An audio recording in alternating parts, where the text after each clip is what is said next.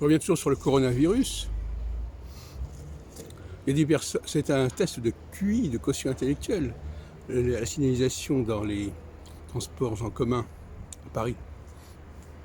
Il y a des gens qui comprennent le système, sa logique, sa cohérence, et d'autres qui ne la comprennent pas. Et parce qu'ils ne font pas tous les liens nécessaires. Ils ne se rendent pas compte que si ça soit un endroit qui n'est pas prévu, ça va décaler tout le système, que les autres personnes ne pourront pas. Ça va empêcher le système globalement de fonctionner. C'est une approche à courte vue, irresponsable d'une certaine manière. Deux personnes qui sont ensemble, au lieu de s'asseoir en croisée, en biais, s'assoient l'une à côté de l'autre.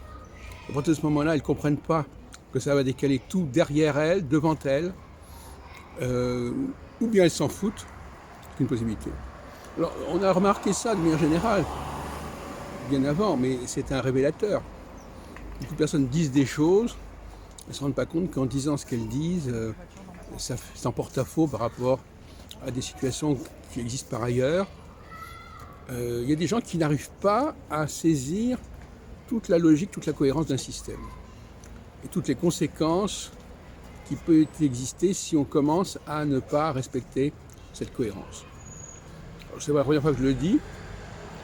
Et puis je reviens aussi sur cette anecdote amusante, à savoir que la RATP a mal fait son travail, parce qu'en disant que ce siège doit être libre, on peut comprendre aussi que cette place est libre. Donc c'est une sorte de double contrainte. Alors, est-ce que le siège est libre ou est-ce qu'il faut le laisser libre?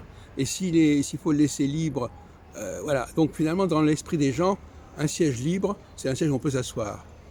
Et donc laisser le siège libre, on ne sait pas très bien ce que ça veut dire.